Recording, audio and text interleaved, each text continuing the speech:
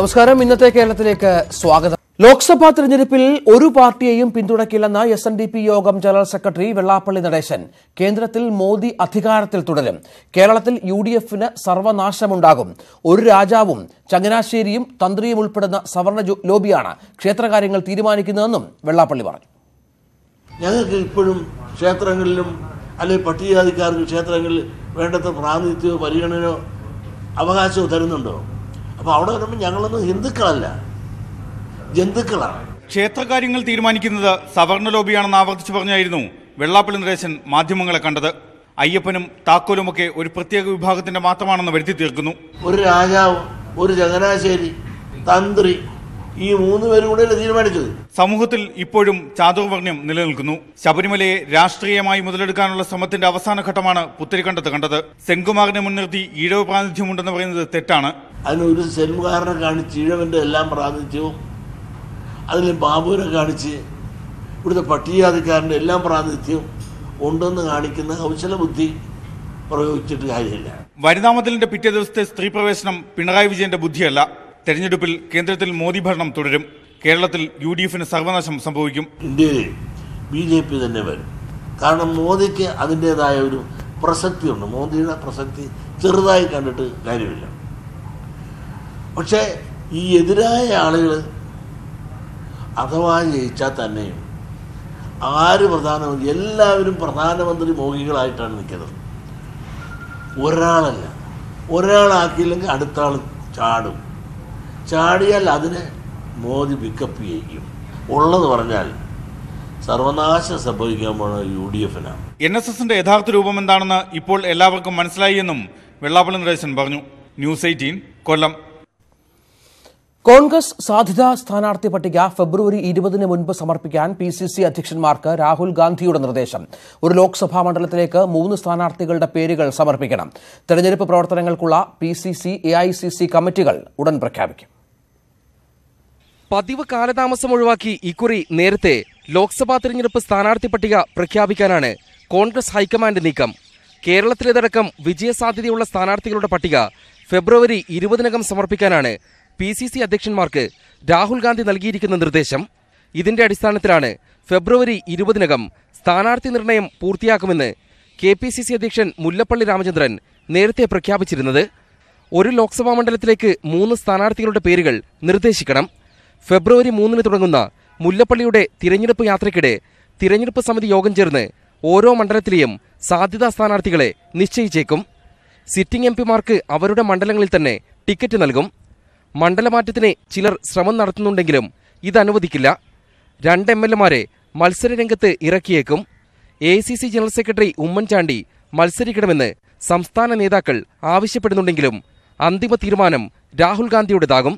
ഫെബ്രുവരി ആദ്യവാരം രാഹുൽ ഗാന്ധി പാർട്ടി നേതാക്കളെയും ബൂത്ത് തലത്തിലുള്ള പ്രവർത്തകരെയും അഭിസംബോധന ചെയ്യും. ബജറ്റ് സമ്മേളനം കഴിയുന്ന ഉടൻ പാർട്ടി പ്രചാരണത്തിന് തുടക്കമാകും. അതിനു പിന്നാലെ കേന്ദ്ര തിരഞ്ഞെടുപ്പ് കമ്മിറ്റി യോഗം ചേർന്ന് സ്ഥാനാർത്ഥികളെ പ്രഖ്യാപിക്കാനാണ് നീക്കം. ഡൽഹിയിൽ നിന്നും M. Unnikrishnan, news 18. BJP BDJS seat വിഭജന ചർച്ച വഴിമുട്ടുന്നു. തൃശൂരും പത്തനംതിട്ടയും ഉൾപ്പെടെ 8 സീറ്റ് എന്ന ആവശ്യത്തിൽ വിട്ടുവീഴ്ചയില്ല എന്നാണ് BDJSന്റെ നിലപാട്. 5 സീറ്റ് നൽകാമെന്ന് BJP നേതൃത്വം സമ്മതിച്ചെങ്കിലും മികച്ച പോരാട്ടം പ്രതീക്ഷിക്കുന്ന തൃശൂരും പത്തനംതിട്ടയും വിട്ടുകൊടുക്കാൻ തയ്യാറായിട്ടില്ല. 28 നടക്കുന്ന ഉഭയകക്ഷി ചർച്ചയിൽ പുതിയ ധാരണ ഉണ്ടാകുമെന്നാണ് സൂചന. വിട്ടുവീഴ്ചകൾക്ക് തയ്യാറാണെങ്കിലും BJP അനുവദിച്ച 5 സീറ്റിന് പുറമെ മികച്ച പ്രകടനം പ്രതീക്ഷിക്കുന്ന 3 മണ്ഡലങ്ങളിലെങ്കിലും മത്സരിക്കണമെന്നാണ് BDJSന്റെ ആവശ്യം.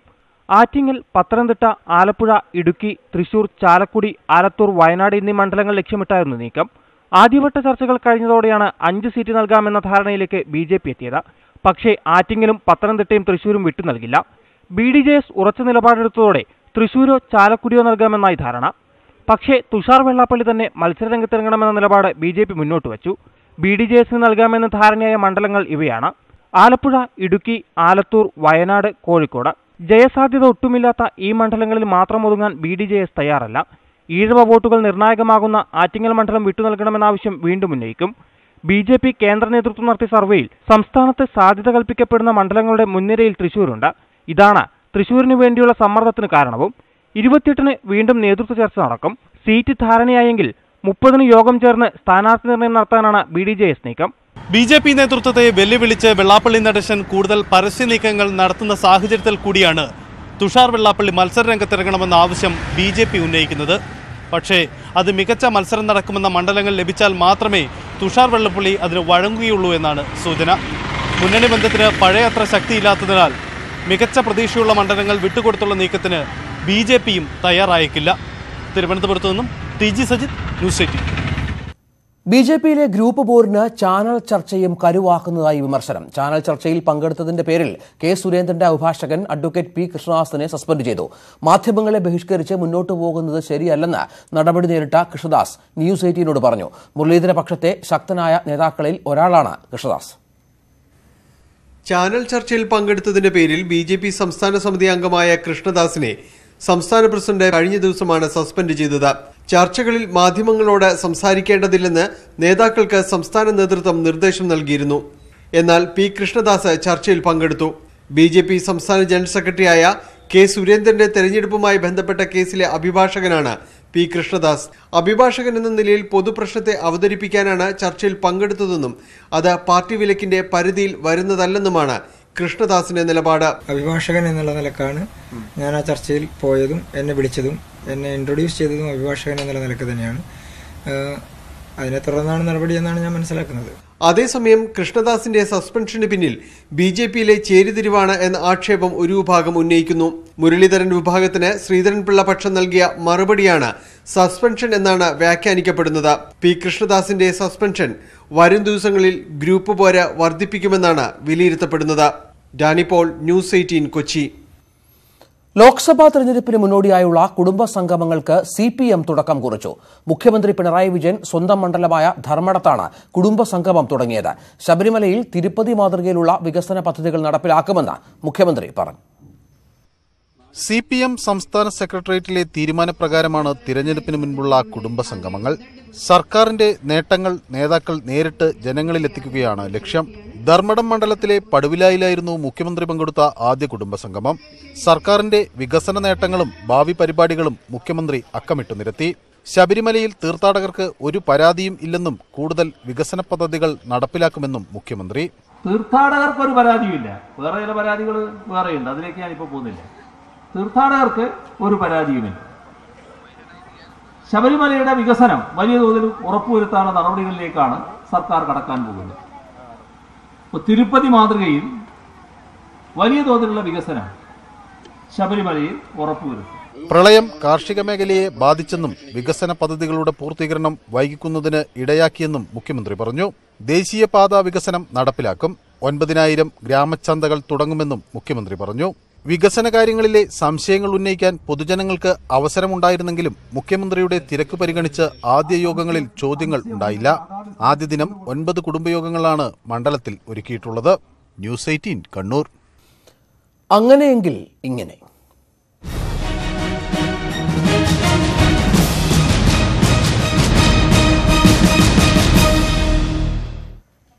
ജോസ് കെ മാണി ഒഴിഞ്ഞ കോട്ടയത്ത് ആരെന്ന ചോദ്യം കേരള കോൺഗ്രസ് എമ്മിന് കീറാമുട്ടിയാകുന്നു. പൊതുസമ്മതനെ ഇറക്കാനായിരുന്നു ആദ്യ ആലോചന.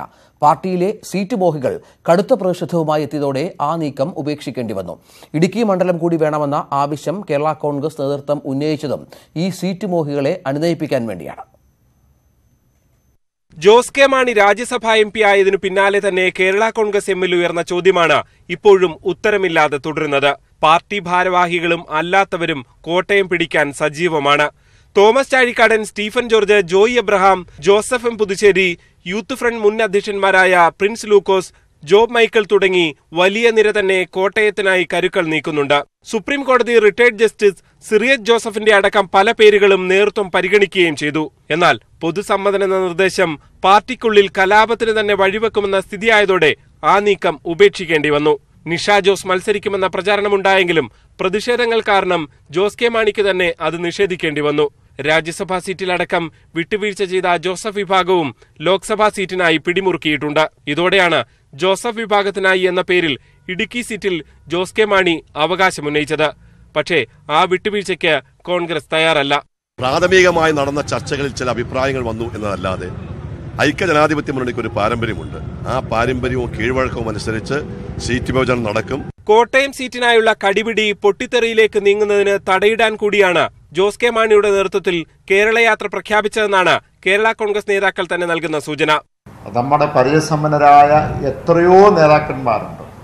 അപ്പോൾ തീർച്ചയായും അതിനകത്ത് ഉചിതമായ ഒരു സ്ഥാനാർത്ഥിയെ നിർത്തും. കോട്ടയം സീറ്റിനായി PJ ജോസഫ് നിലപാട് കടുപ്പിച്ചാൽ അത് KM മാണിക്ക് വെല്ലുവിളിയാകും. രാജ്യസഭാ സീറ്റ് ജോസ് കെ മാണിക്ക് നൽകിയ സാഹചര്യത്തിൽ കോട്ടയം സീറ്റിന്റെ കാര്യത്തിൽ തീരുമാനമെടുക്കാൻ PJ ജോസഫിന് അവകാശമുണ്ടെന്നാണ് അദ്ദേഹത്തിനൊപ്പമുള്ളവരുടെ നിലപാട്. ഏതായാലും പതിവില്ലാത്ത രാഷ്ട്രീയ നീക്കങ്ങളാണ് കേരള കോൺഗ്രസ് എമ്മിൽ ഇത്തവണ നടക്കുന്നത്. G Sreejith, news 18, Kottayam. ലോക്സഭാ തെരഞ്ഞെടുപ്പിൽ അമേഠിക്ക് പുറമെ മറ്റൊരു മണ്ഡലത്തിൽ കൂടി കോൺഗ്രസ് അധ്യക്ഷൻ രാഹുൽ ഗാന്ധി മത്സരിച്ചേക്കും. അമേഠിയിൽ BJP ശക്തമായ വെല്ലുവിളി ഉയർത്തുന്നതിനാൽ മധ്യപ്രദേശിലെ ചിന്തുവാഡയും മഹാരാഷ്ട്രയിലെ നന്ദേറുമാണ് പരിഗണനയിൽ. ഉത്തർപ്രദേശിൽ ഗാന്ധി കുടുംബത്തിന്റെ പരമ്പരാഗത മണ്ഡലങ്ങളായ അമേഠിയിലും റായ്ബറേലിയിലും കോൺഗ്രസിന് BJP ഉയർത്തുന്ന വെല്ലുവിളി ചെറുതല്ല. 2004 മുതൽ അമേഠി MP-യായ രാഹുൽ ഗാന്ധിക്കെതിരെ ശക്തമായ പ്രചാരണവുമായി സ്മൃതി ഇറാനി രംഗത്തിറങ്ങിക്കഴിഞ്ഞു. മുൻ തെരഞ്ഞെടുപ്പിൽ രാഹുൽ 47% വോട്ട് നേടിയപ്പോൾ 34% വോട്ടുകളോടെ സ്മൃതി രണ്ടാമതെത്തിയിരുന്നു. രാഹുലിന് ലഭിച്ചത് 1 ലക്ഷം വോട്ടിന്റെ ഭൂരിപക്ഷം മാത്രം.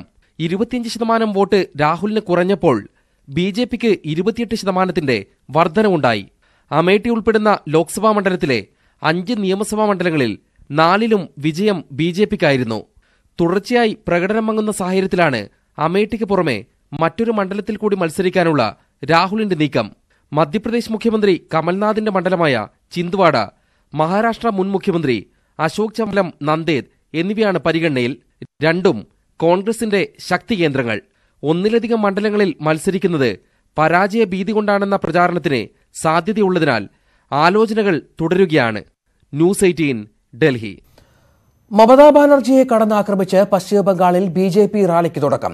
CPM-നേക്കാൾ മോശം ഭരണമാണ് മമതയുടേതെന്ന് മാൽഡയിൽ നടന്ന റാലിയിൽ അമിത്ഷാ പറഞ്ഞു. പ്രധാനമന്ത്രി മോഹികളുടെ കൂട്ടമാണ് മഹാസഖ്യമെന്നും അമിത്ഷാ പരിഹസിച്ചു. മമതാ ബാനർജിയുടെ നേതൃത്വത്തിൽ നടന്ന പ്രതിപക്ഷ ഐക്യറാലിക്ക് അതേ തട്ടകത്തിൽ മറുപടി നൽകിയാണ് BJP റാലിക്ക് തുടക്കമായത്. ബംഗാളിൽ മമതാ സർക്കാർ ജനാധിപത്യത്തെ കശാപ്പ് ചെയ്തെന്ന് മാൽഡയിൽ റാലിക്ക് തുടക്കം കുറിച്ച് അമിത്ഷാ പറഞ്ഞു. രാഷ്ട്രീയ കൊലപാതകങ്ങൾ തുടർക്കഥയാകുന്നു. കമ്മ്യൂണിസ്റ്റ് ഭരണത്തെക്കാൾ മോശമാണ് മമതയുടേത്. तृणमूल ने तो शासन इस प्रकार से चलाया, आज बंगाल की जनता कहती है इनसे तो कम्युनिस्ट अच्छे थे, इस प्रकार से तृणमूल कांग्रेस ने शासन चलाया है. നുഴഞ്ഞുകയറ്റത്തെ തൃണമൂൽ കോൺഗ്രസ് പ്രോത്സാഹിപ്പിക്കുന്നതുകൊണ്ടാണ് പൗരത്വ ബില്ലിനെ എതിർക്കുന്നത്. മഹാഗത്ബന്ധൻ സ്വന്തം നേട്ടം മാത്രം ആഗ്രഹിക്കുന്നവരുടെ സഖ്യമാണ്. പ്രധാനമന്ത്രി മോഹികളുടെ കൂട്ടായ്മയാണ് മഹാഗത്ബന്ധനെന്നും അമിത്ഷാ കുറ്റപ്പെടുത്തി. BJPക്ക് തൃണമൂൽ കോൺഗ്രസിനെ ഭയമാണെന്നും അമിത്ഷായുടെ പ്രസംഗത്തിന് നിലവാരമില്ലെന്നും തൃണമൂൽ കോൺഗ്രസ് പ്രതികരിച്ചു. നാളെ ബിർഭൂമിലും ജാർഗ്രാമിലും 2 റാലികളെ അമിത്ഷാ അഭിസംബോധന ചെയ്യും. 42 ലോക്സഭാ സീറ്റുകളുള്ള ബംഗാളിൽ 22 എണ്ണത്തിലെങ്കിലും വിജയിക്കുകയാണ് BJPയുടെ ലക്ഷ്യം. പ്രധാനമന്ത്രി നരേന്ദ്രമോദിയടക്കം ദേശീയ നേതാക്കൾ അണിനിരക്കുന്ന യോഗങ്ങളും സംഘടിപ്പിക്കും. ന്യൂസ് 18, ഡൽഹി. യന്ത്രത്തിൽ തർക്കം.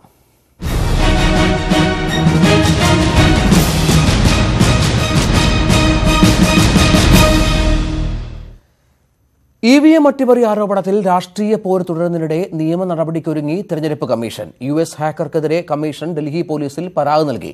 ആരോപണം കോൺഗ്രസിന്റെ രാഷ്ട്രീയ നാടകമെന്ന് BJP കുറ്റപ്പെടുത്തി. വ്യക്തിപരമായ നിലയിലാണ് വാർത്താസമ്മേളനത്തിൽ പങ്കെടുത്തതെന്ന് കപിൽ സിബൽ വിശദീകരിച്ചു. 2014 ലോക്സഭാ തെരഞ്ഞെടുപ്പിലും പല നിയമസഭാ തെരഞ്ഞെടുപ്പുകളിലും ഇലക്ട്രോണിക് വോട്ടിംഗ് മെഷീനിൽ കൃത്രിമം നടന്നുവെന്നായിരുന്നു അമേരിക്കൻ ഹാക്കറുടെ വെളിപ്പെടുത്തൽ.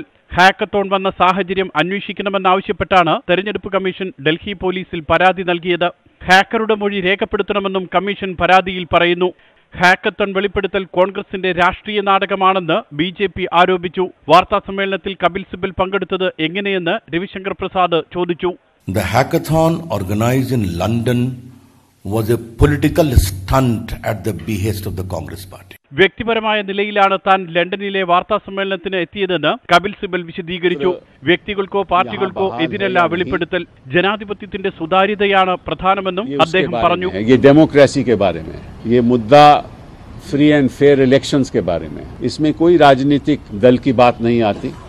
ഹാക്കറുടെ ആരോപണം ഗുരുതരമെന്ന് പ്രതികരിച്ച കോൺഗ്രസ് വക്താവ് മനു അഭിഷേക് സിംഗ്വി അന്വേഷണം നടത്താതെ ആരോപണത്തെ പിന്തുണയ്ക്കാനോ തള്ളിക്കളയാനോ കഴിയില്ലെന്ന് പറഞ്ഞു. ഗോപിനാഥ് മുണ്ടയുടെ മരണത്തിൽ അന്വേഷണം വേണമെന്ന് കുടുംബാംഗങ്ങൾ ആവശ്യപ്പെട്ടു. KP Abhilash, news 18, Delhi. സംസ്ഥാനത്തെ പോലീസ് സ്റ്റേഷനുകളിൽ വ്യാപക ക്രമക്കേടുകൾ നടക്കുന്നതായി കണ്ടെത്തൽ. ഓപ്പറേഷൻ തണ്ടർ എന്ന പേരിൽ വിജിലൻസ് നടത്തിയ റെയ്ഡിലാണ് ക്രമക്കേട് കണ്ടെത്തിയത്. ക്വാറി മണൽ കേസുകൾ രജിസ്റ്റർ ചെയ്യാത്ത നിരവധി പോലീസ് സ്റ്റേഷനുകൾ ഉണ്ടെന്ന് അന്വേഷണത്തിൽ വ്യക്തമായി. കണക്കിൽപ്പെടാത്ത തുകയും കണ്ടെത്തി. TG സജിത്ത് ചേരുന്നു. സജിത്ത്, രാവിലെ മുതൽ നടക്കുന്ന വ്യാപകമായ റെയ്ഡ് പോലീസ് സ്റ്റേഷനുകളിൽ എന്തൊക്കെയാണ് കണ്ടെത്തലുകൾ?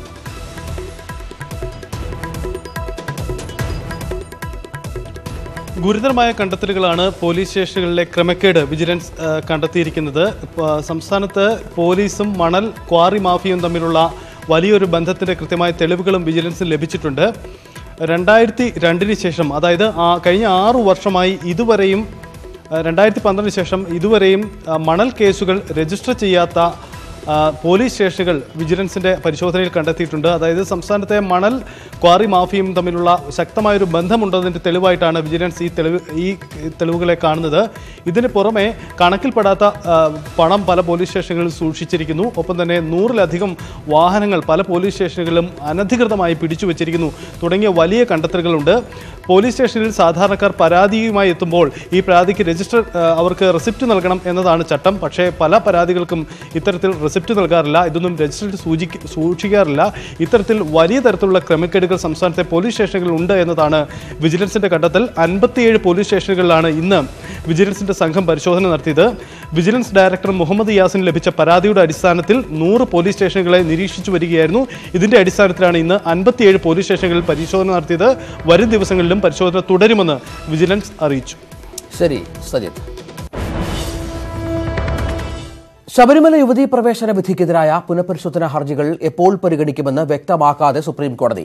ജസ്റ്റിസ് ഇന്ദു മൽഹോത്ര ജനുവരി 30 അവധി കഴിഞ്ഞു വന്ന ശേഷം തീയതി നിശ്ചയിക്കുമെന്ന് ചീഫ് ജസ്റ്റിസ് അറിയിച്ചു. ഹർജികൾ ഫെബ്രുവരി ആദ്യവാരം പരിഗണിച്ചേക്കുമെന്നാണ് കോടതി രജിസ്ട്രി വൃത്തങ്ങൾ നൽകുന്ന സൂചന.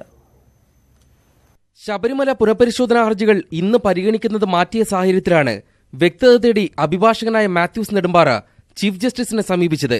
കേസ് പരിഗണിക്കുന്ന ഭരണഘടനാ ബെഞ്ചിൽ അംഗമായ ജസ്റ്റിസ് ഇന്ദു മൽഹോത്ര ഈ മാസം 30 വരെ അവധിയിലാണെന്ന് ചീഫ് ജസ്റ്റിസ് പറഞ്ഞു. ജസ്റ്റിസ് ഇന്ദു മൽഹോത്ര അവധി കഴിഞ്ഞ് തിരിച്ചെത്തിയാൽ മാത്രമേ തീയതി നിശ്ചയിക്കാൻ കഴിയൂ.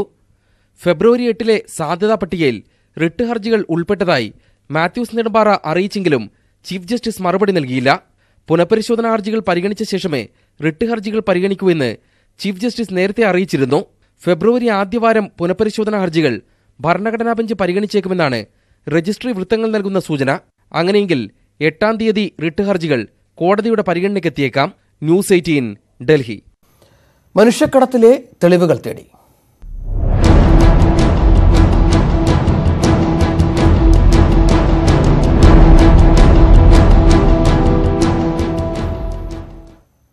മുനമ്പത്ത് നിന്ന് ന്യൂസിലാൻഡിലേക്ക് കടന്നവരിൽ മലയാളികളില്ലെന്ന് പോലീസ്. ശ്രീലങ്കൻ തമിഴ് വംശജരാണ് ഇന്ത്യൻ തീരം വിട്ടതെന്ന് അന്വേഷണ സംഘം സ്ഥിരീകരിച്ചു. അതേസമയം ഇടനിലക്കാരിൽ മലയാളികൾ ഉണ്ടെന്നാണ് പോലീസ് നൽകുന്ന സൂചന. 12-ാം തീയതി പുലർച്ചെ മുനമ്പത്ത് നിന്ന് 230 പേർ ന്യൂസിലാൻഡിലേക്ക് കടന്നെന്നാണ് പോലീസിന് ലഭിച്ചിട്ടുള്ള വിവരം. ചെന്നൈയിലും ഡൽഹിയിലുമായി ഒരാഴ്ച നടത്തിയ അന്വേഷണത്തിലാണ് പോലീസിന് ഇത് സംബന്ധിച്ച വിവരം ലഭിച്ചത്. ഇങ്ങനെ കടന്നവരിൽ മലയാളികളില്ലെന്നാണ് പോലീസ് സ്ഥിരീകരിക്കുന്നത്. മികച്ച ജീവിത സാഹചര്യങ്ങൾ തേടി മുനമ്പത്ത് നിന്ന് പോയവരെല്ലാം ശ്രീലങ്കൻ തമിഴ് വംശജരാണ്. തമിഴ്നാട്ടിലെ തിരുവള്ളൂരിലും ഡൽഹി അംബേദ്കർ കോളനിയിലുമുള്ളവരാണ് സംഘത്തിൽ കൂടുതൽ. വർഷങ്ങൾക്ക് മുമ്പ് ശ്രീലങ്കയിൽ നിന്ന് ഇന്ത്യയിലേക്ക് കുടിയേറിയവരുടെ തലമുറയിൽപ്പെട്ടവരാണ് ഇവർ. ഇവരെ കടത്തിയ ഇടനിലക്കാരായ ശ്രീകാന്തനും രവീന്ദ്രനും വർഷങ്ങളായി ശ്രീലങ്കൻ അഭയാർത്ഥികളെ വിദേശ രാജ്യങ്ങളിലേക്ക് കടത്തുന്നവരാണെന്നും പോലീസ് അറിയിച്ചു. ഡൽഹിയിൽ അറസ്റ്റിലായ പ്രഭു ഇത് സംബന്ധിച്ച മൊഴി നൽകിയിട്ടുണ്ട്. മനുഷ്യക്കടത്ത് വാർത്ത പുറത്തുവന്നതിന് പിന്നാലെ ഒളിവിൽ പോയ രവീന്ദ്രയുടെ തിരുവള്ളൂരിലെ വീട്ടിൽ കഴിഞ്ഞ ദിവസം പോലീസ് തെരച്ചിൽ നടത്തി. ശ്രീകാന്തിനെയും രവീന്ദ്രയെയും ചില പ്രദേശവാസികൾ സഹായിച്ചിട്ടുണ്ടെന്നും ഇവരെ തിരിച്ചറിഞ്ഞിട്ടുണ്ടെന്നും അന്വേഷണ സംഘം സൂചന നൽകി. സംഘം രാജ്യാന്തര അതിർത്തി കടന്ന സാഹചര്യത്തിൽ കേന്ദ്ര ഏജൻസികളുടെ സഹായത്തോടെ ബോട്ട് കണ്ടെത്താനുള്ള ശ്രമങ്ങളും ഊർജിതമാക്കിയിട്ടുണ്ട്. സുവി വിശ്വനാഥൻ, ന്യൂസ് 18, തൃശൂർ.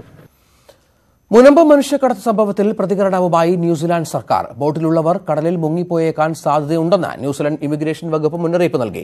കടൽ വഴിയുള്ള അനധികൃത മനുഷ്യക്കടത്തിനെതിരെ തീരങ്ങളിൽ അതീവ ജാഗ്രത തുടരുമെന്ന് ഇമിഗ്രേഷൻ വകുപ്പ് മാനേജർ സ്റ്റീഫൻ വോഗൻ പറഞ്ഞു. മനുഷ്യക്കടത്ത് തടയാൻ തീരങ്ങളിൽ ജാഗ്രത തുടരും. കടൽ വഴിയുള്ള അനധികൃത കുടിയേറ്റം ജീവൻ നഷ്ടമാക്കുമെന്ന് എല്ലാവരും മനസ്സിലാക്കണം. ന്യൂസിലൻഡിലേക്കുള്ള മനുഷ്യക്കടത്ത് ശ്രമങ്ങൾ ആശങ്കയുണ്ടാക്കുന്നതാണെന്നും സ്റ്റീഫൻ വോഗൻ പറഞ്ഞു. മുനമ്പം മനുഷ്യക്കടത്ത് കേസിൽ പോലീസ് കസ്റ്റഡിയിലുള്ള 3 പേരുടെയും ചോദ്യം ചെയ്യൽ തുടരുന്നു. ഉന്നത പോലീസ് ഉദ്യോഗസ്ഥരുടെ സാന്നിധ്യത്തിൽ നടക്കുന്ന ചോദ്യം ചെയ്യലിന് ശേഷമേ ഇവരുടെ അറസ്റ്റിൽ തീരുമാനമുണ്ടാകൂ. അതേസമയം മനുഷ്യക്കടത്തിന് പിന്നിലെ മുഖ്യകണ്ണികളായ ശ്രീകാന്തും സെൽവനും മുനമ്പത്ത് ബോട്ട് വാങ്ങാനെത്തിയതിന്റെ ദൃശ്യങ്ങൾ ന്യൂസ് 18 കിട്ടി. മുനമ്പം മനുഷ്യക്കടത്തിൽ ഇന്നലെ ഡൽഹിയിൽ നിന്നും പിടിയിലായ രവിയെ IG അടക്കമുള്ള ഉന്നത ഉദ്യോഗസ്ഥരുടെ സാന്നിധ്യത്തിലാണ് ചോദ്യം ചെയ്യുന്നത്. മോഷണം ഉൾപ്പെടെ 21 കേസുകളിൽ പ്രതിയായ രവിക്ക് മനുഷ്യക്കടത്തിന് പിന്നിലെ പ്രധാന കണ്ണികളായ ശ്രീകാന്ത് ഉൾപ്പെടെയുള്ളവരുമായുള്ള ബന്ധമാണ് പോലീസ് അന്വേഷിക്കുന്നത്. ഒപ്പം ബോട്ടിൽ ന്യൂസിലൻഡിലേക്ക് കടന്ന സംഘത്തിലുള്ളവരെക്കുറിച്ചും അന്വേഷണ സംഘം വിവരങ്ങൾ ശേഖരിക്കുന്നുണ്ട്. ഡൽഹി അംബേദ്കർ കോളനി നിവാസിയായ രവി സനൂപ് രാജയെ ആലുവ വെസ്റ്റ് SIയുടെ നേതൃത്വത്തിലുള്ള സംഘമാണ് ഇന്നലെ കസ്റ്റഡിയിലെടുത്തത്. രവിയെ കൂടാതെ കസ്റ്റഡിയിലുള്ള ബോട്ടുടമ അനിൽകുമാറിനെയും ഡൽഹി സ്വദേശി പ്രഭുവിനെയും പോലീസ് ചോദ്യം ചെയ്യുന്നുണ്ട്. ഇന്നലെ രഹസ്യാന്വേഷണ വിഭാഗം ഇവരെ ചോദ്യം ചെയ്യുകയും ഇവരിൽ നിന്ന് ലഭിച്ച വിവരങ്ങളുടെ അടിസ്ഥാനത്തിൽ അന്വേഷണ സംഘവുമായി ചർച്ച നടത്തുകയും ചെയ്തു. അതേസമയം കേസിൽ പ്രധാന കണ്ണിയായ ശ്രീകാന്തും സെൽവനും മുനമ്പത്ത് ബോട്ട് വാങ്ങാനെത്തിയതിന്റെ ദൃശ്യങ്ങൾ ന്യൂസ് 18 ലഭിച്ചു.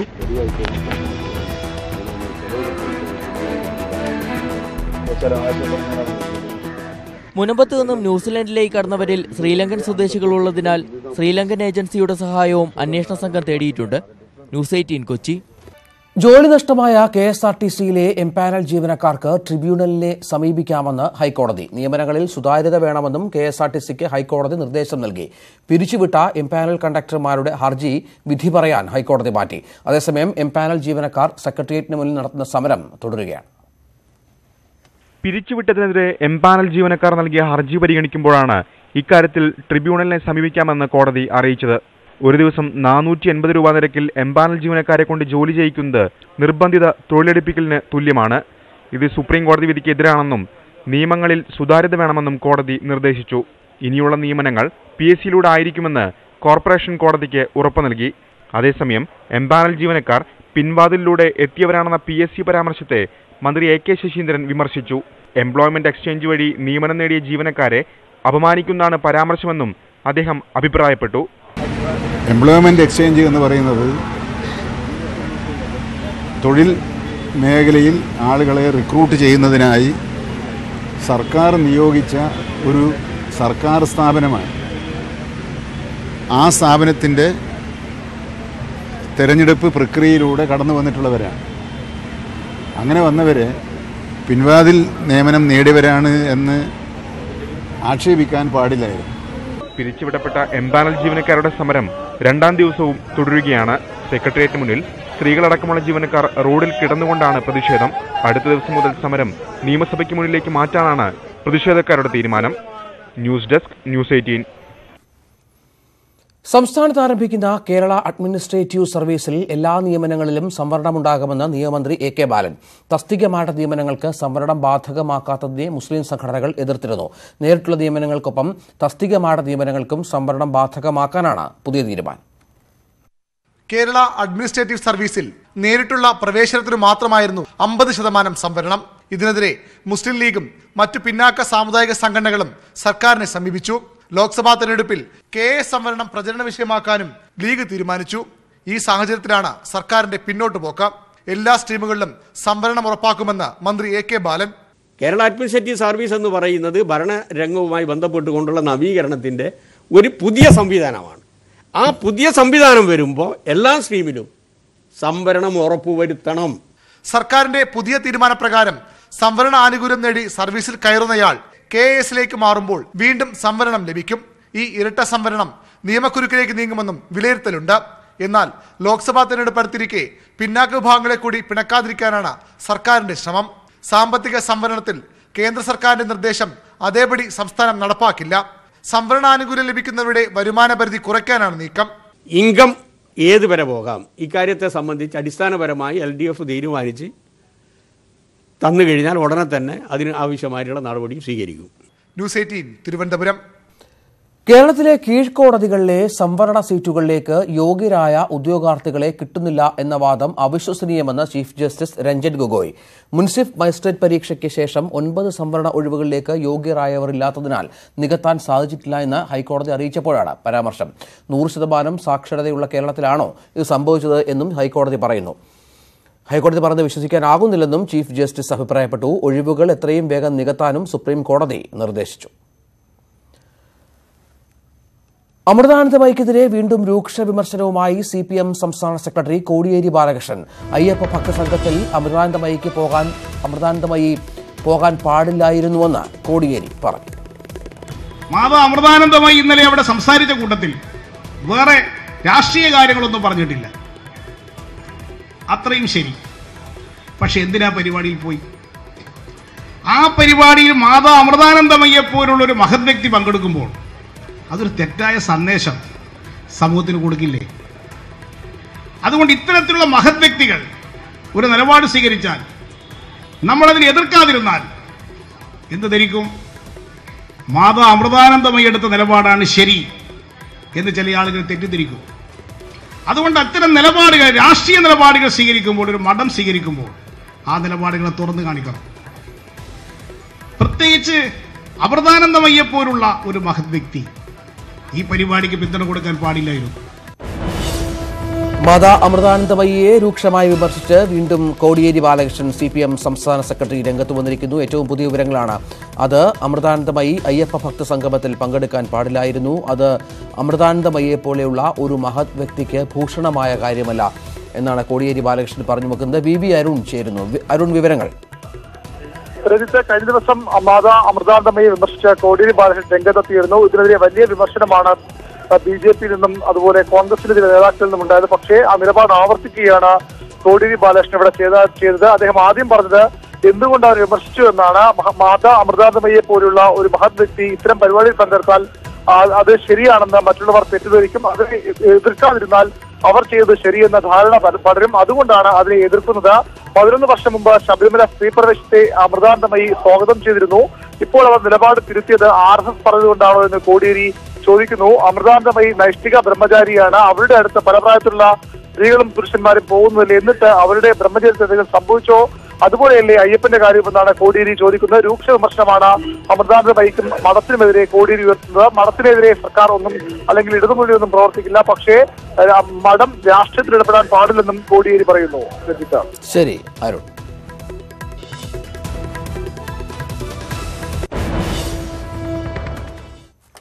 ശബരിമല നടവരുമാനം കുറഞ്ഞത് ദേവസ്വം ബോർഡിന്റെ പ്രവർത്തനങ്ങളെ ബാധിക്കില്ലെന്ന് പ്രസിഡന്റ് A. പത്മകുമാർ. ശബരിമലയിൽ കാണിക്കയിടരുതെന്ന് പറഞ്ഞവർ തന്നെ ഇപ്പോൾ പണം ചോദിച്ച് പിരിവിനിറങ്ങിയിരിക്കുകയാണെന്നും പത്മകുമാർ പരിഹസിച്ചു.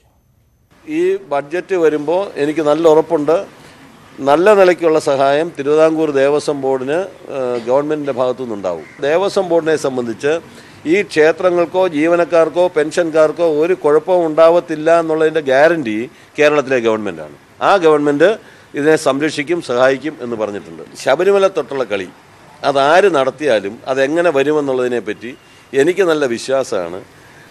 കാരണം ഇപ്പോൾ കാണിക്ക അയ്യപ്പൻ ഇടരുതെന്ന് പറഞ്ഞവർ തന്നെ പൈസ ചോദിച്ച് നടപ്പ് തുടങ്ങിയല്ലോ. തീർന്നിട്ടില്ല, തുടങ്ങിയിട്ടേ ഉള്ളൂ. സ്വപ്നം കാണാനും ശ്വാസം വലിക്കാനും ഇതുവരെ ടാക്സ് ഏർപ്പെടുത്തിയിട്ടില്ലാത്തത് കൊണ്ട് എത്ര വേണമെങ്കിൽ ശ്വാസം വലിക്കാം, എത്ര വേണമെങ്കിൽ സ്വപ്നം കാണാം. അപ്പോൾ അതുകൊണ്ട് സ്വപ്നം കാണുന്നവരൊക്കെ കണ്ടോട്ടെ, നമുക്ക് യാതൊരു വിരോധവും ഇല്ല. ഞാനിങ്ങനെ പതുക്കെ നവംബർ 14 വരെ പോകും. CPI കൊല്ലം ജില്ലാ സെക്രട്ടറി N. അനിരുദ്ധനെ മാറ്റും. R. രാജേന്ദ്രനാകും പുതിയ ജില്ലാ സെക്രട്ടറി. സംസ്ഥാന എക്സിക്യൂട്ടീവിന്റേതാണ് തീരുമാനം. നിലവിൽ CPI ദേശീയ കൌൺസിൽ അംഗമായ അനിരുദ്ധൻ സംസ്ഥാന കൌൺസിലും അംഗമാണ്. ഒരേ സമയം 3 പദവികൾ വഹിക്കുന്നതിലാണ് ജില്ലാ സെക്രട്ടറി സ്ഥാനത്ത് നിന്ന് ഒഴിവാക്കുന്നത് എന്നാണ് ഔദ്യോഗിക വിശദീകരണം. ഇടതുമുന്നണിയുടെ മേഖലാ ജാഥകൾ വിജയിപ്പിക്കാനും തെരഞ്ഞെടുപ്പ് ഒരുക്കങ്ങളുടെ ഭാഗമായുള്ള പാർട്ടി ക്ലാസുകൾ കീഴ്ഘടകങ്ങളിൽ കൂടി നടത്താനും എക്സിക്യൂട്ടീവ് തീരുമാനിച്ചു.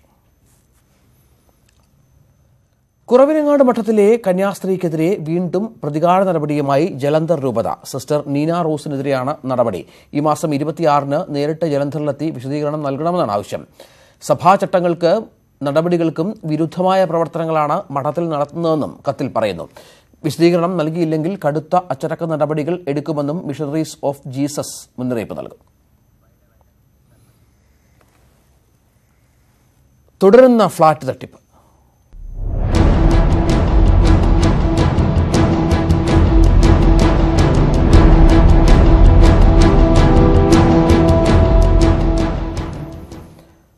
ഫ്ളാറ്റ് വാങ്ങാൻ ലക്ഷങ്ങൾ നൽകി പെരുവഴിയിലാകുന്ന അവസ്ഥയിലാണ് കൊച്ചിയിലെ നിരവധി കുടുംബങ്ങൾ. കാക്കനാട് ഫ്ളാറ്റ് സമുച്ചയം നിർമ്മിക്കുമെന്ന ജൈൻ ഗ്രൂപ്പിന്റെ വാഗ്ദാനം വിശ്വസിച്ച കുടുംബങ്ങളിൽ പലർക്കും ഫ്ളാറ്റ് കിട്ടിയില്ല. കിട്ടിയ ഫ്ളാറ്റുകളിൽ അടിസ്ഥാന സൗകര്യങ്ങളുമില്ല. പരാതിയുമായി ഫ്ളാറ്റ് ഉടമകളെ സമീപിച്ചിട്ടും ഫലമില്ല. എറണാകുളം ഇൻഫോ പാർക്കിന് സമീപമായി 8 ഏക്കറിൽ 8 ഫ്ളാറ്റുകൾ എന്നതാണ് ജെയിൻ ഹൌസ് ഗ്രൂപ്പിന്റെ വാഗ്ദാനം. നിലവിൽ 8 ഫ്ളാറ്റുകളിൽ പണി പൂർത്തിയായത് 2 മാത്രം. 2005 മുഴുവൻ തുകയും നൽകിയവർക്ക് ഇനിയും ഫ്ളാറ്റുകൾ ലഭിച്ചിട്ടില്ല. ഇന്നത്തെ തീയതി വരെ ഇതിന്റെ കംപ്ലീഷൻ സർട്ടിഫിക്കറ്റോ ഇവിടെയുള്ള മറ്റുള്ള അമ്യൂണിറ്റീസോ ഇലക്ട്രിസിറ്റി സെപ്പറേറ്റ് മീറ്ററോ വാട്ടർ കണക്ഷനോ ഫ്ളാറ്റിന്റെ നമ്പറോ ഒന്നും ഇതുവരെ കിട്ടിയിട്ടില്ല. 19 നിലയോളമുള്ള ഫ്ളാറ്റുകളിലെ ലിഫ്റ്റും പ്രവർത്തിക്കുന്നില്ല. കഴിഞ്ഞ ജൂണിൽ എൻ്റെ ഹസ്ബൻഡിന് പനി കൂടി BP കുറഞ്ഞു. ആംബുലൻസ് വെളിയിൽ വന്ന് നിന്നിട്ടും 3 മണിക്കൂർ വെയിറ്റ് ചെയ്തതിന് ശേഷമാണ് ചെയറിലിരുത്തിയിട്ട് ഇവിടുത്തെ കെയർ ടേക്കറും പിന്നെ സെക്യൂരിറ്റി എല്ലാം ഹെൽപ്പ് ചെയ്തിട്ടാണ് താഴെ കൊണ്ടുവന്നത്. വർഷങ്ങൾ പിന്നിട്ടിട്ടും ഫ്ളാറ്റ് ലഭിക്കാതായതോടെ പണം തിരികെ ലഭിക്കണമെന്ന ആവശ്യവുമായി ജെയിൻ ഹൌസ് അധികൃതരെ സമീപിച്ചെങ്കിലും അനുകൂല നടപടി ഉണ്ടായില്ല. അവര് ഞങ്ങൾക്ക് ഫ്ളാറ്റ് തരാമെന്ന് പറഞ്ഞു. പക്ഷെ ഇതാണ് അവസ്ഥ. 15th ഫ്ലോറിലാണ് ഞങ്ങളുടെ. ലിഫ്റ്റ് ഒന്നും ഇല്ലാണ്ട് ഞങ്ങൾക്ക് പോകാനും പറ്റില്ല, വരാനും പറ്റില്ല. സ്വിമ്മിംഗ് പൂളും ഗോൾഫ് പാർക്കും അടക്കം വലിയ വാഗ്ദാനങ്ങൾ നൽകിയാണ് ഫ്ളാറ്റ് ഉടമകൾ ഉപഭോക്താക്കളിൽ നിന്ന് പണം വാങ്ങിയത്. വിനീത VG, ന്യൂസ് 18 കൊച്ചി. കോടികളുടെ നിക്ഷേപ തട്ടിപ്പ് നടത്തിയ ഹീര ഗോൾഡ് എക്സിം കമ്പനി 5 വർഷം കേരളത്തിൽ പ്രവർത്തിച്ചത് നിയമങ്ങൾ മറികടന്ന്. പൊതുജനങ്ങളിൽ നിന്നും പണം സമാഹരിച്ച് ബിസിനസ് നടത്തുന്നതിനുള്ള രജിസ്ട്രേഷൻ നടപടികൾ ഒന്നും ഹീര ഗോൾഡ് പൂർത്തീകരിച്ചില്ല. മലബാർ കേന്ദ്രീകരിച്ച് നടത്തിയ തട്ടിപ്പിൽ സ്വദേശികൾക്കൊപ്പം പ്രവാസികളും ഇരയായി. പൊതുജനങ്ങൾക്കിടയിൽ നിന്നും പണം സമാഹരിച്ച് ബിസിനസ് നടത്തുന്നതിന് സംസ്ഥാനത്ത് കർശന നിയമവ്യവസ്ഥയുണ്ട്. രജിസ്ട്രാർ ഓഫ് കമ്പനീസ് ആക്ട് പ്രകാരമോ സ്റ്റോക്ക് എക്സ്ചേഞ്ച് ബോർഡ് ഓഫ് ഇന്ത്യയിലോ സ്ഥാപനം രജിസ്റ്റർ ചെയ്യണം. എന്നാൽ ഹീര ഗോൾഡ് എക്സിം ഇതൊന്നും പാലിച്ചിട്ടില്ല. 2013 ജനുവരി മുതൽ 2018 ഒക്ടോബർ വരെയുള്ള 5 വർഷക്കാലവും നിയമവിരുദ്ധമായ പണമിടപാടാണ് ഹീര ഗ്രൂപ്പ് എന്ന ഉത്തരേന്ത്യൻ കമ്പനി കേരളത്തിൽ നടത്തിയത്. നിക്ഷേപകരുടെ പരാതിയിൽ കോഴിക്കോട് ചെമ്മങ്ങാട് പോലീസ് നടത്തിയ അന്വേഷണത്തിലും ഇത് വ്യക്തമാണ്. ഇക്കാര്യങ്ങളടങ്ങുന്ന റിപ്പോർട്ടാണ് Kozhikode city police commissioner police ആസ്ഥാനത്തേക്ക് അയച്ചത്.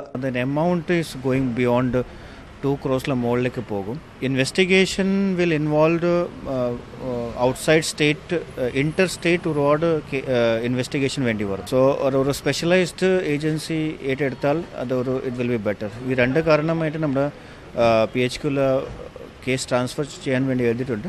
ഹീര ഗ്രൂപ്പിന് കീഴിലെ 15 സ്ഥാപനങ്ങളുടെ വരുമാനവും ബിസിനസ് ശൃംഖലയും ഇടപാടുകാരെ ബോധ്യപ്പെടുത്തിയാണ് പണം സമാഹരിച്ചത്. ആദ്യമാദ്യം ലാഭവിഹിതമായി പണം ലഭിച്ചതോടെ നാട്ടിലുള്ള നിക്ഷേപകരുടെ വിശ്വാസമാർജിച്ച ഹീര ഗ്രൂപ്പ് പ്രവാസികളെയും വലയിലാക്കി. പ്രദീപ് നാരായണൻ, ന്യൂസ് 18, കോഴിക്കോട്. നിലമ്പൂർ തിരുവനന്തപുരം രാജ്യറാണി എക്സ്പ്രസ് സ്വതന്ത്ര ട്രെയിനാകുമ്പോൾ ചർച്ചയാകുന്നത് ഷൊർണൂർ നിലമ്പൂർ പാതയിലെ സൗകര്യക്കുറവുകളാണ്. ഈ പാതയിലൂടെ രാത്രി 10 മുതൽ രാവിലെ 6 വരെ സർവീസ് നടത്താൻ അനുവാദമില്ലാത്തതിനാൽ നിലമ്പൂരിലേക്കുള്ള രാജ്യറാണി തൃശൂരിനും ഷൊർണൂരിനുമിടയിൽ 3 മണിക്കൂറാണ് പിടിച്ചിടുക. നിലമ്പൂർ തിരുവനന്തപുരം രാജ്യറാണി എക്സ്പ്രസ് ഇപ്പോൾ അമൃത എക്സ്പ്രസിന്റെ കൂടെയാണ് സർവീസ് നടത്തുന്നത്. മെയ് 9 മുതൽ ഇത് സ്വതന്ത്ര സർവീസ് ആകുന്നതോടെ നിലമ്പൂർ മുതൽ കൊച്ചുവേളി വരെയാകും സർവീസ്.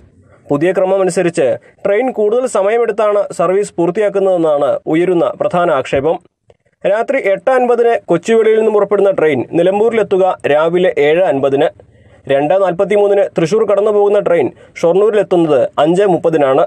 അവിടെ നിന്നും നിലമ്പൂരിലേക്ക് പുറപ്പെടുന്നത് 6:05. ഷൊർണൂർ നിലമ്പൂർ പാതയിലൂടെ രാത്രി സർവീസ് നടത്താൻ അനുവാദമില്ലാത്തതാണ് ഇതിന് കാരണമെന്ന് പാസഞ്ചേഴ്സ് അസോസിയേഷൻ വിശദീകരിക്കുന്നു. ഈ ഒരു ട്രെയിനിന് വേണ്ടിയിട്ടാണ് നമ്മൾ തുറക്കാൻ പറയുമ്പോൾ ഒത്തിരി സ്റ്റാഫുകളുടെ എല്ലാ സ്റ്റേഷനിലും വേണ്ടി വരുമല്ലോ. അപ്പോൾ അതിന്റെ ഒരു ഇഷ്യൂ ആണ് ഇതിനകത്ത് ഇപ്പോൾ ഉള്ള വിഷയം. 13 കമ്പാർട്ട്മെന്റുകളാകും ആദ്യഘട്ടത്തിൽ ഉണ്ടാവുക. നിലമ്പൂരും ഷൊർണൂരിനും ഇടയിലെ ക്രോസിംഗ് സ്റ്റേഷനുകളിലെ പ്ലാറ്റ്ഫോം നിർമ്മാണം പൂർത്തിയാകുന്നതോടെ ഇത് 16 ആകും. തിരുവനന്തപുരം സെൻട്രലിലെ സ്ഥലപരിമിതി കാരണമാണ് ട്രെയിൻ കൊച്ചുവേളിയിലേക്ക് മാറ്റിയത്. ഇതിനെ മറികടക്കാനായി കൊച്ചുവേളിക്ക് പകരം നാഗർകോവിലിലേക്ക് ട്രെയിൻ നീട്ടാനുള്ള ശ്രമങ്ങളും സജീവമായിട്ടുണ്ട്. ന്യൂസ് 18, മലപ്പുറം. വയനാട്ടിലെ മേപ്പാടി അരപ്പറ്റയിലെ തേയിലത്തോട്ടങ്ങളിൽ കെണിയിൽ കുടുങ്ങിയ പുള്ളിപ്പുലിയെ രക്ഷിച്ചു. മയക്കുവെടി വെച്ച ശേഷമാണ് പുലിയെ വനംവകുപ്പ് ഓഫീസിലേക്ക് മാറ്റിയത്. അരപ്പറ്റ ഹാരിസൺ തേയിലത്തോട്ടത്തിലാണ് പുലി കെണിയിൽ കുടുങ്ങിയത്. രാവിലെ തേയിലത്തോട്ടത്തിലെത്തിയ തൊഴിലാളികളാണ് പുലിയെ ആദ്യം കണ്ടത്. തുടർന്ന് വനംവകുപ്പ് ഉദ്യോഗസ്ഥരെ വിവരമറിയിച്ചു. കമ്പിക്കുരുക്കിൽപ്പെട്ടതിനാൽ അവശനിലയിലായിരുന്നു പുലി. മയക്കുവെടി വെച്ചാണ് പുലിയെ മാറ്റാനായത്.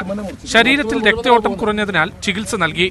കാട്ടുപന്നിയെ പിടികൂടാനായി സ്ഥാപിച്ചതാണ് കുരുക്കെന്നാണ് സൂചന. ആഴ്ചകൾക്ക് മുമ്പ് കൽപ്പറ്റ ടൗണിനടുത്ത ഗൂഡലിയിൽ ജനവാസ മേഖലയിൽ ഇറങ്ങിയ പുലിയെ കൂടുവെച്ച് പിടികൂടിയിരുന്നു. ഇവിടെ നിന്ന് 11 കിലോമീറ്റർ അകലെയാണ് ഹാരിസന്റെ തേയിലത്തോട്ടം. ന്യൂസ് 18 വയനാട്.